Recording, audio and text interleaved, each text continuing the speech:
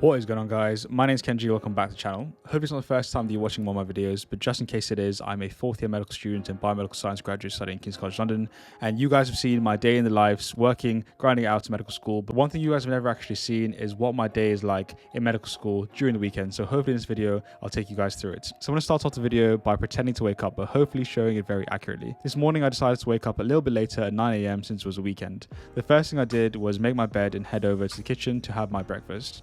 This morning, I made my usual breakfast of cereal, for which I put the milk in first and into the microwave. Drop a comment down below for whether or not you put the milk in first or the cereal, as the last time I had a few people come after me for that. I then made my coffee using my milk frother and these chocolate peanut butter drops that I've been trying out recently in an attempt to chase my dream of becoming a barrister if med school ever goes wrong. By around 10:15 in the morning, it was now time to get to work since I have my exams coming up next week. Since it's a weekend, I actually decided to work with my friends who also had a lot of work to do. This is a really good opportunity to catch up with my friends and also get some work done together, which makes working a lot less painful. Alright, so what's up to YouTube, boys? Hey. My goal today was basically to get through this book that I recently bought in preparation for my OSCEs next week, and also for the practice session that I'll be having later on with my flatmates later on this afternoon in preparation for our exams. Although practicing for these exams are quite practical, I did spend some time reading through the things that I need to do and look for when examining our patients. At around 1 p.m. and after working for a few hours, it was then time to have lunch.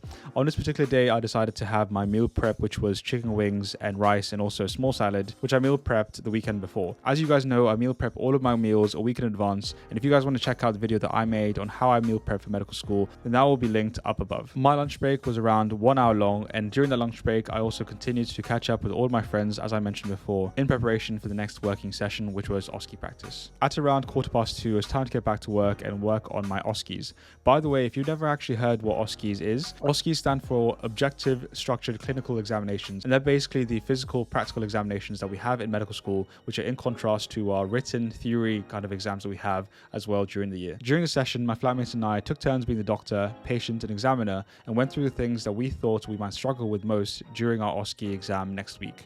As you can see here, one of the things that I wanted to practice was taking a cardiac history, so my friend actually acted as a patient who was coming into the emergency department with chest pain, and in case you're wondering, I did manage to get the diagnosis of angina. Next up, I also wanted to practice how to examine someone's knee, so I got my friends to pretend that they're coming into the emergency department, but this time with pain in their knee. Coincidentally, my friend actually did have some knee pain, which made this scenario a lot more realistic and a lot more enjoyable to do. After around 2 hours of practicing this, I then moved on to practicing my suturing skills. This is something that I definitely needed to practice, as I hadn't actually done much suturing for quite a while. And as I go through my day, I'm constantly thinking to myself about what I would be most scared about if the exam was to be tomorrow. The suture kit that I use to practice my suturing skills is the Suture Like a Surgeon practice kit from Medical Creations, who are also kind enough to sponsor the video just in time for my OSCEs.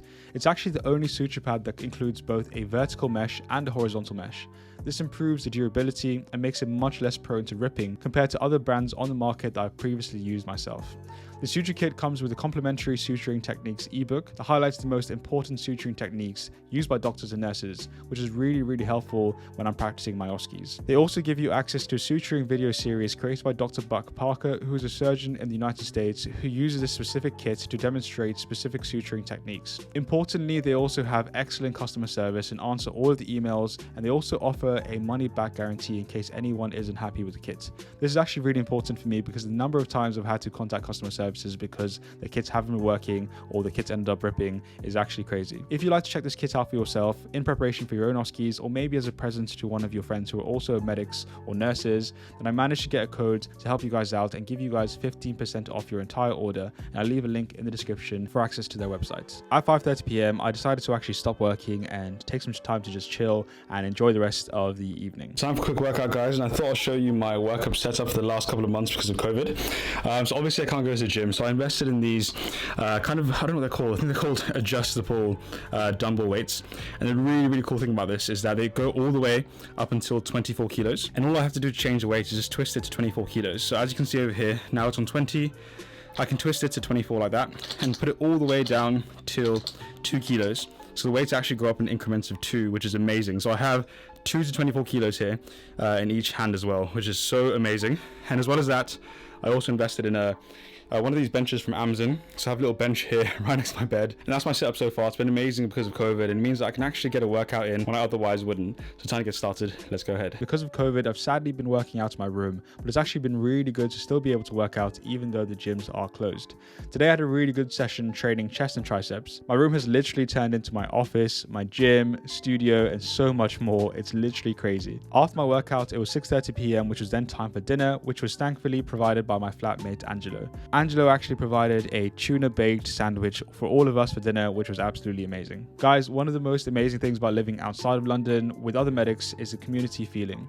We do have dinner quite regularly together, and oftentimes we also do cook for each other. This is a great opportunity to chat about how our placements are going, support each other, and of course roast each other. From the ghetto. Stop, bro. This can't make it to the video ever. After eating dinner, we then all sat together and played Mario Kart on our projector.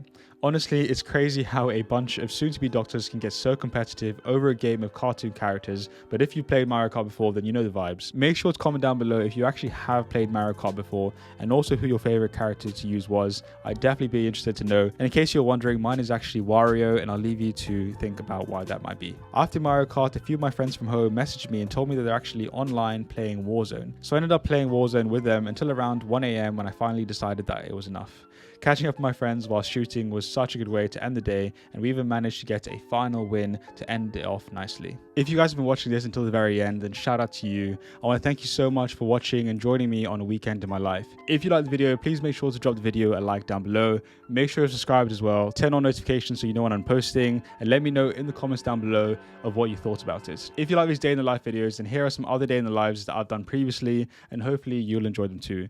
Take care, and I'll see you guys on the next one.